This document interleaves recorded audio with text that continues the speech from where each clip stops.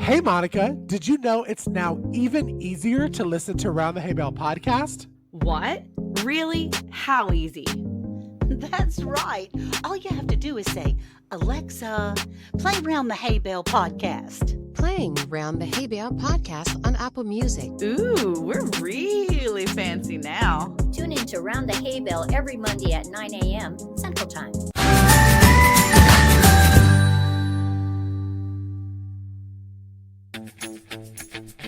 Grab a cup of joe and let's gather round that hay bale. With your hosts, Ann from Andale Homestead, Cayce from Ormsby Farms, Monica from Bland's Promised Land Ranch, and Sandi from Suburban Home Center, Wyoming, Arizona. Here they are. Hey, y'all, hey.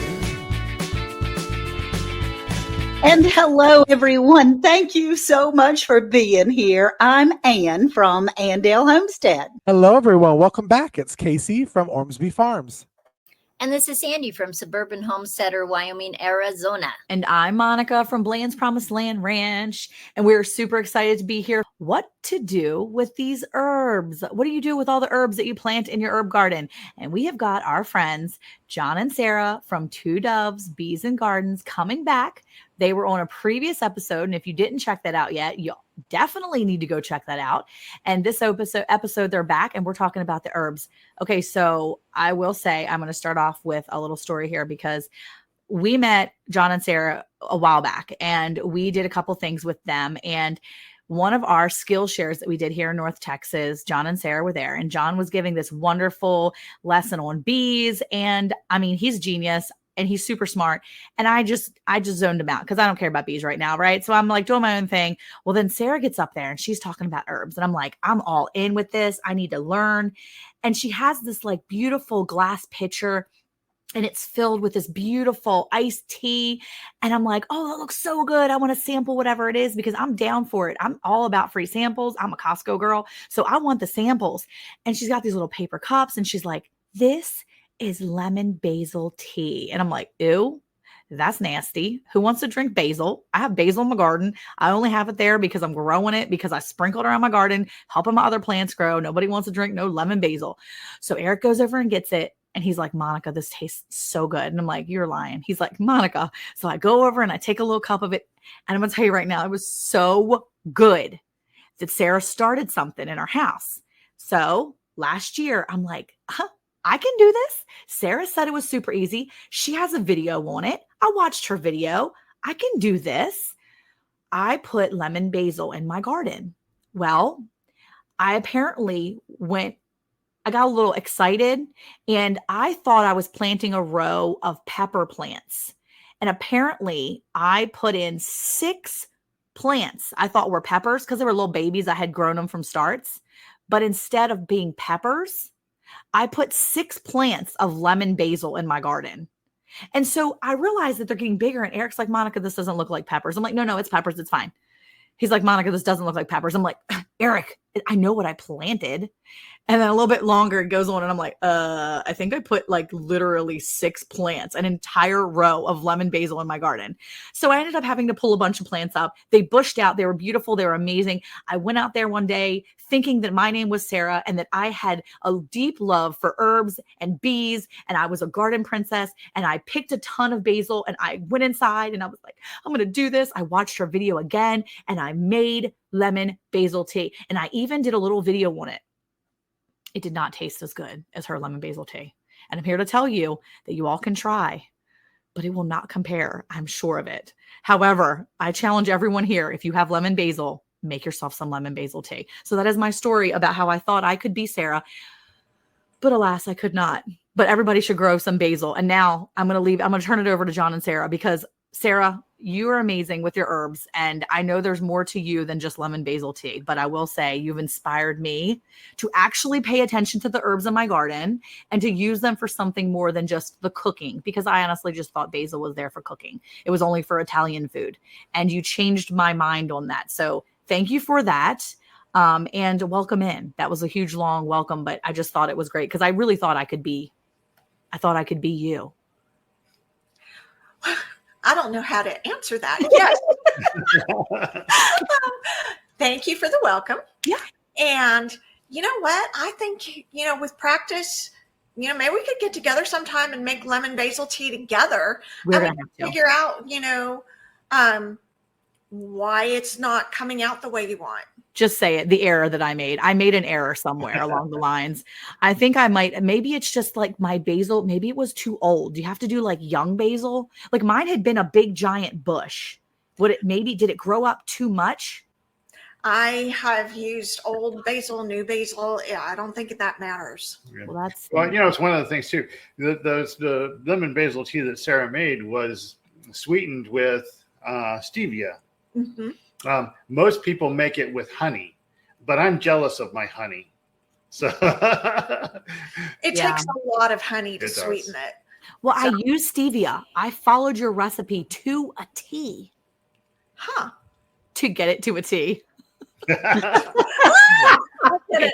Sandi, did you have something you wanted to add to this herb conversation? Well, one thing you have to remember is that everybody's soil is different. And when herbs grow, vegetables grow, the minerals in your soil can change somewhat the taste of of herbs. So maybe there's just that slight difference between Sarah's soil and your soil, and maybe that's why it didn't taste quite the same. Sometimes the older a plant gets, it changes the flavors in there too. So I wouldn't give up. I'd try again. And maybe not, maybe next year or this summer, the basil tea will be exactly what you remember. Maybe. Okay. So when you're making teas or when you're using your herbs like that in your garden, let's just say you're using herbs for tea in particular, hot tea or cold tea. Do you have to dehydrate it? Do you have to use dried herbs, or can you use fresh herb? I think that's one of the things that people get hung up on a lot of time. When you're looking at the herbs in your garden, you're thinking, oh, I really want to harvest these herbs, but I don't have time to dry them out. I don't have time to do this.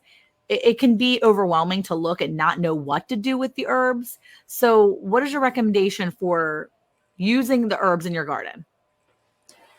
I would say you can use the fresh herbs for tea.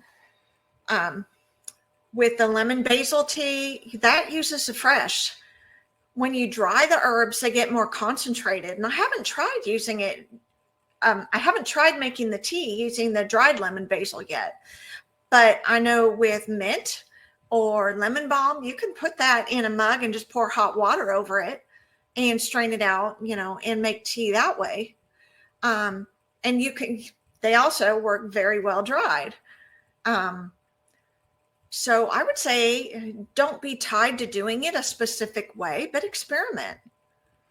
Yeah. One of the teas that we make that probably is very uncommon, I don't know that I've ever seen anyone else make it, is fig leaf tea. It's got a very different flavor. But it's also delicious. It's also good. And we have a lot of figs. I will say that I actually have not tried that yet, but I have heard about the fig leaf tea. I have a bunch of fig trees in my property as well.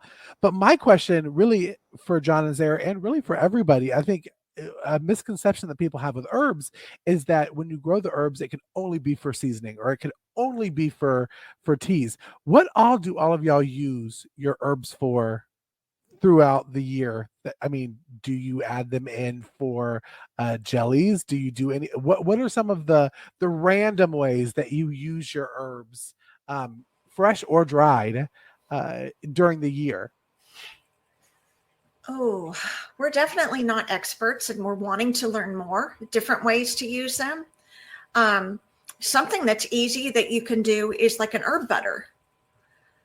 Just throw your herbs in the blender with some butter, and then you have an easy spread. Put a pat of butter on your vegetables, or put it on some rolls, to give them some herb flavor. Mm-hmm. Something like that. Well, a lot of seasonings we do, with spaghetti. I know you've just done stuff with some steak stuff too, or chicken. You did an herb chicken. Yeah, herb. Yeah, they're very versatile. We also are learning that you can use even culinary herbs medicinally. Like, for example, oregano is really good for, it even has antibiotic properties. So it's really good for your health. It won't taste as good in a tea as the lemon basil, though. Yeah, one of the other things you can do is your herbs can be added if you make your own soaps. And so that is always a wonderful thing. I've made lots of salves using my herbs. And Sarah, maybe you can touch on if it's fresh or if it's dry, the difference. Like, you're not going to put the same amount of fresh as you do with dried herbs. That is true. Like I said, the herbs, when they're dried, they're much more concentrated. So if you were going to substitute one for the other, fresh herbs, you'll need 3 times as much as you would dried. So, for example, if a recipe calls for a tablespoon of basil, and you have dried basil that you want to use instead of fresh, you'll only need a teaspoon. That's good to know on that, I think, because I'm the kind of cook sometimes I'm like, I'm just gonna throw it in there. It'll taste the same. But it really is true that you probably need to know these equations and not just be a psycho cook and just grab a handful and throw it in there. Yeah, like Monica and her pretty princess throws of in her garden. But one thing that I did that I wanted to ask if anybody else has done before, and I tried it last year, and it actually was very, very good. Is I made like a rosemary simple syrup that I added into a strawberry jam. So it was like a strawberry and rosemary, which most people would hear that and think, Cayce, you're crazy. That sounds disgusting. But it really is very, very good. Has anybody made simple syrups from their herbs that can use for an adult beverage or for a tea or for a jelly or a jam? I've used them in jellies because sometimes you don't want those particles from the plant. So if you use a simple syrup and you get that flavor in there, then you can add that in there. And so I just think that's better because, like, my grandmother would make like mint jelly, and she had all these different herbs, and she would make all this stuff, and she never had particles. Sometimes it was just boiling and letting it steep and then straining it off. Otherwise, she was making simple syrups. And so you learn when you grow up with a woman like that, different ways that you can use those herbs. And, sometimes you hear about herbs and you've never grown them before, and it's too late to get starts. It's too late to get seeds going. But a lot of times in the grocery store, in the fruit section, they have herbs. And like Sarah said before, you can trim them off, put them in some water, and let them root. And then you can grow them all winter long too. Yeah, one of the things too it's somewhat related, not specifically to herbs though, is we've been enjoying edible flowers, which we also grow, and it's very similar. So I know in December we were still able to make garden salads, and we had different things like borage flowers, and I don't know what else we had in there. There were some violas, and there was bachelor button petals. They don't taste like much of it. Oh, and sweet alyssum. Yeah. That one's actually a little bit sweet, but. So somewhat related, but yeah, the garden provides so much more than I think a lot of people take advantage of. And it's nice to have pretty food. Okay, so you're talking about a simple syrup. How does one go about making a simple syrup? Is it as easy as it sounds? Because so I have stevia that I grow, and I took a lot of my stevia leaf last year, and I just basically dried them out in my dehydrator, and then I ground them up, and so I have the green stevia powder.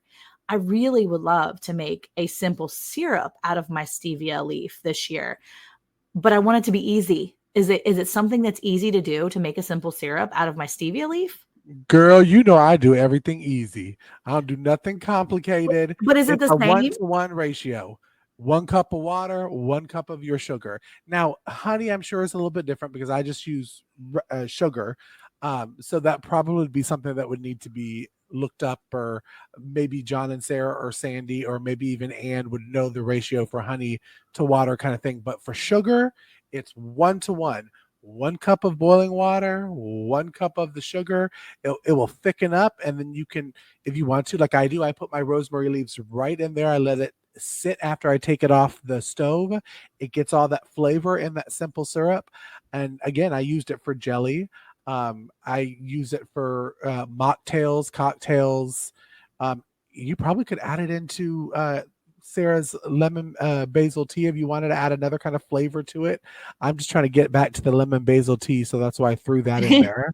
But if I'm making the simple syrup with my stevia leaf, that's already sweet. So do I need sugar to add to, like, how do I do that? So is it just water and then a cup of stevia leaves? Stevia is very strong compared to sugar. Now, Sandi might be able to help us a little more with the ratio, but you can use a pinch of your stevia leaves and a 1/4 cup of sugar, and your pinch is still sweeter than your 1/4 cup, in my opinion. And no science. It's just my opinion. Yeah, well, my kids will go out there and try the leaves. They just like pop them in their mouth. They're like, this is really sweet. And I'm like, well, that's what it's there for.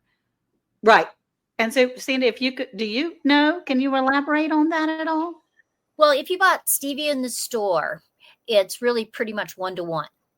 Stevia from your plants. Now you need to check your plants because, like we talked about before, all soils are different. And so it can make them stronger or weaker. And so I would do some testing. Try it maybe a quarter of a cup to 1/2 cup of water. Boil it up, let it steep for a while, strain it off, and see if it's sweet like a simple syrup is to you. Okay. So if it's use a little bit less of the stevia leaf. Because you're saying that your stevia is so sweet. It's pretty sweet. Yes.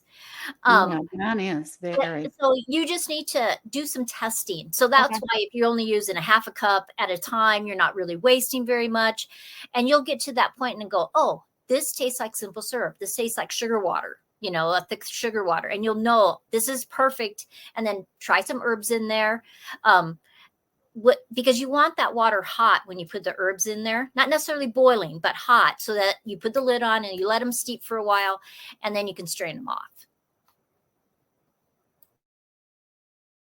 Now, for the stevia leaf, how would, because with a simple syrup, mine gets a little bit thick with the sugar because the sugar makes the water a little bit thicker. Yeah. Is there something that you could do to help with the leave-in water? Because if you have just the leaves and water, would you have to add in a little bit of the sugar just to kind of thicken it up, or Sandi, or do you have any recommendations on that? Well, I haven't made simple syrup with stevia leaves, and maybe Sarah has, but I think it's going to be a trial and error for you, Monica. You're just you're going to have to try it. The simple syrup doesn't have to be thick. Okay. I mean, it does get thick because of the sugar water, and the boiling, the water, parts of the water boil off. But I don't think it makes it right or wrong if it's thick or not thick. And how long do you normally let something like that simmer or, sit, like, because you're just simmering it, right? You're kind of simmering it. You're not really boiling it. You're just simmering it with the leaves in there. Right. How long do you normally let it simmer? It kind of just depends on what you're doing. Well, my sugar water, and Cayce can talk about this too. I want it to become thicker. And so I watch it. I watch how much water is boiling off. Okay. And the more you do it, you just go, oh, yeah, it's ready. So I could feasibly make a simple syrup out of the lemon basil if I wanted to, or any of the herbs that I have. I could make a simple syrup out of that and add it to my different drinks if I wanted to. Because, we have one of those bubbling water things, the machines. I can't think of what it's called. Cayce, what's the name of it? Soda Stream. There you go. Soda Stream. We have a Soda Stream. Which are available on our Amazon store. Which are on our Amazon affiliate. But we have a Soda Stream. So we are always adding different syrups to it. And I'm looking for things that don't have all the added sweeteners. So if that means that I can make up something as a simple syrup that I can add to it, especially if I don't mind adding sugar, but if I can do it where I can also add some of my stevia, that's, a nice syrup or an added flavoring that way, that would be amazing, because then I know I'm putting good things into my kids, not necessarily all the junk that they would rather drink, like orange soda and stuff like that. And then Monica, you can do a video about that. There you go. I need someone to do a video to show me. I'm a YouTube learner. So I'm going to need someone to do a video on this if I don't get it first.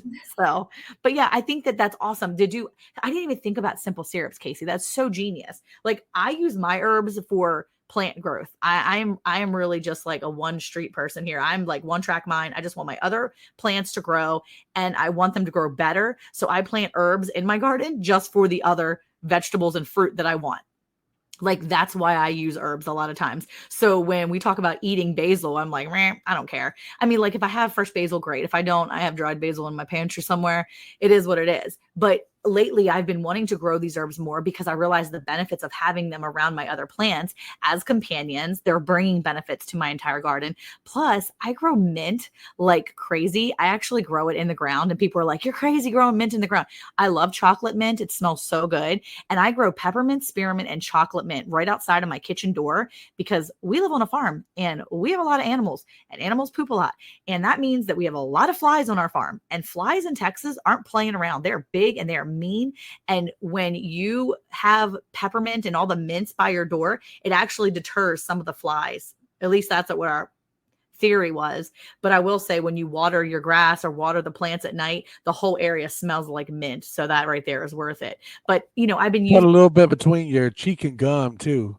yeah. What's It's cute nice when it's cute when Eric's walking through walking up to the house and he like pulls off a piece of spearmint and he throws it in his mouth. He's like, I'm like, okay, what is he doing out there? And I realize it's spearmint and he's just chewing on it as he's walking through because he'll just be doing yard work and come up and grab some spearmint or some peppermint and just put it in his mouth and then go on with his day. So I use mine for mostly companions, but I'm learning to do more with it. So that's exciting that I can make all these notes and think about other ways to use the herbs.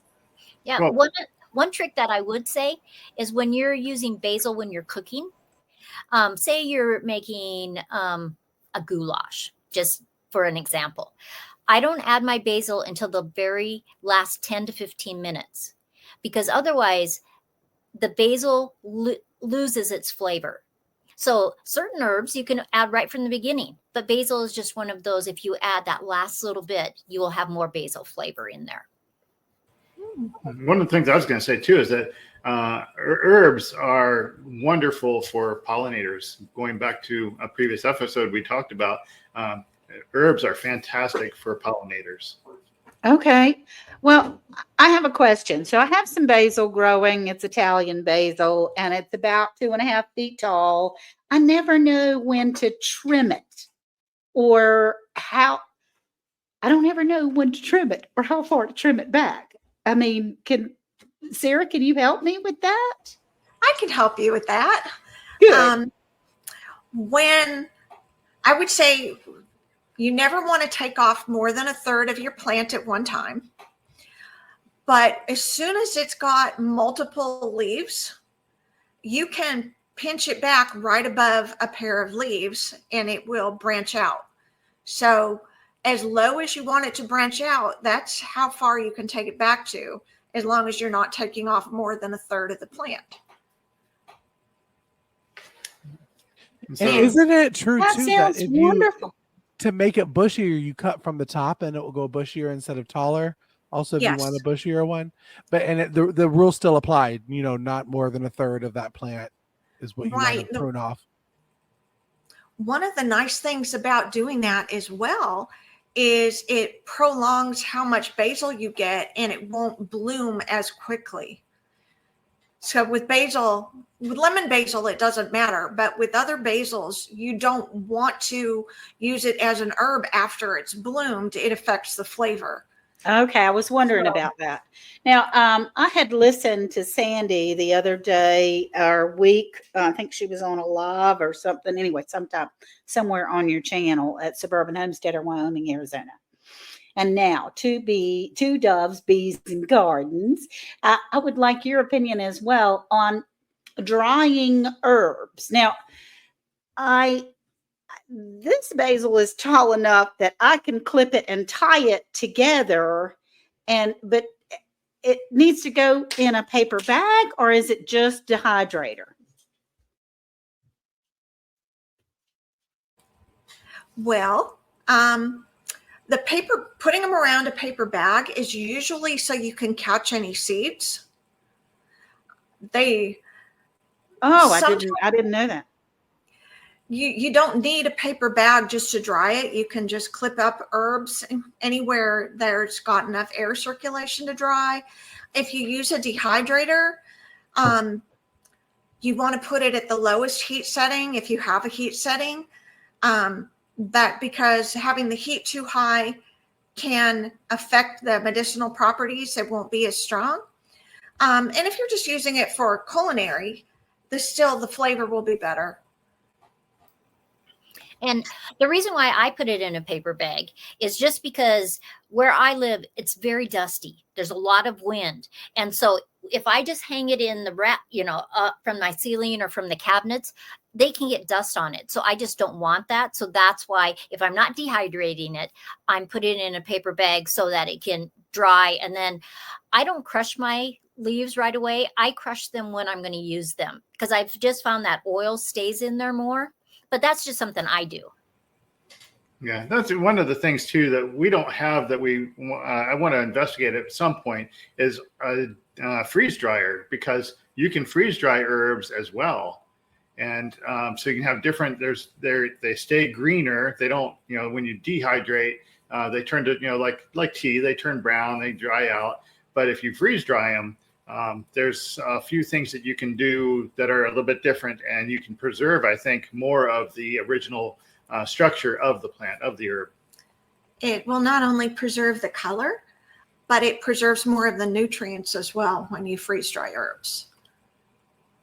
And I think it's a good thing that y'all said that too, is because for our listeners, for those that are trying to decide whether they keep it fresh or whether they freeze dry or dehydrate, you have to know what you're going to use it for too. Because if you're going to put it in the oils to keep it for soaps, like Sandi said, more than likely you want it fresh. If you're doing for tinctures, you don't want to use the dehydrated basil when you're putting it in vodka to turn it into a tincture.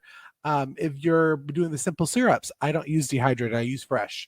So you want to put the fresh one that's in there. It gives it more flavor. So know what you're wanting to use it for before you decide whether, okay, I'm going to dehydrate, or whether I'm going to freeze dry, or I'm going to, do this. So I would point that out for our listeners to make sure you know what you want to do with it first before you start going cray and hanging up all your herbs and dehydrating it, because you are limiting what you can use after they're dehydrated or dried. Correct me if I'm wrong, Sandi. No, I agree. But how many of you have chopped up herbs and put them in ice cube trays to preserve them? Sometimes I'll melt butter, put it in the ice cube trays, and then I put it in the freezer. And then when I need it, I can just pop it out and it's just ready. Has anybody else done that? I have, for my cilantro. I have not done that, but it sounds amazing. I've seen a lot of YouTube videos on it, but I'm not that smart about doing it. So no. How about you, Sarah, from Two Doves, Bees and Gardens? I've done something similar. I heard that you can take basil leaves when they're fresh and just roll them up and freeze the roll. And then you can just slice off sections of the roll and have fresh basil, frozen fresh basil in the winter. Wait, that did you put it in my mind? Did you put it in water? Like you rolled it up, you put it in water? Or no, you just rolled it up and then you just stuck it in a bag and put it in a freezer? Exactly. You just roll up the leaves as tightly as you can. I use wax paper to help me roll it. And then you just unroll it. And then I take the paper off as I roll it, so it's not wound up in it. It's just the leaves. And then I put the roll into a plastic bag and put that in the freezer. And then you can just cut it off as whatever you need. Well, I think you're going to need to do a short on that one, because that sounds amazing. I need to see that on video. See, this is what happens when you get a bunch of YouTubers together, and even in a podcast, I'm like, I need you to do a video on that. I need to see that. I need to do that. Here's the thing, guys, we have so much stuff we can talk about, and there are so many different videos on things, and I am super excited. There's so much knowledge here. Look, if you're growing herbs in your garden, well, first of all, if you're not growing herbs and you have a garden, If you're not growing herbs, why are you not growing herbs? Start growing herbs right now. It's so good for you. But no, for real, there's so many things you can do with these herbs. And I hope we have been a help and given you some ideas. And if you want more information, I highly advise you to go check out the channels here. Check out John and Sarah at Two Doves Bees and Gardens. She has a great video on the lemon basil tea, which is my favorite. But really, though, there are so many videos out there talking about herbs, talking about what you can do with them. Casey's got a video on making some herb butter. I know Sandy's got videos about herbs. Trust me, there are so many things out there that can teach you about using the herbs that you have at your disposal. And like she said before too, I think Sandy was saying, even if you have to go to the grocery store to get some fresh herbs, you can. So thank you so much, John and Sarah, again, from Two Doves Bees and Gardens. Thank you guys for joining us. We are so happy to have you here on this show. We have had a great talk and a great conversation about herbs and what all to do with them. Hey, if you really like this, don't forget to check out our LinkTree. You can click on the links and go and check everybody out. And we hope that you come back next week for our podcast and that you join us on Fridays for our radio show in the early afternoonish time, because we are live over on YouTube and all the different channels so that you can come and talk to us about the episodes. So until next time, bye y'all. Bye. Thanks for coming in. See ya. Are you enjoying the Hay Bale topics? To learn more, click on the LinkTree link to get all of our product recommendations along with discount codes and more.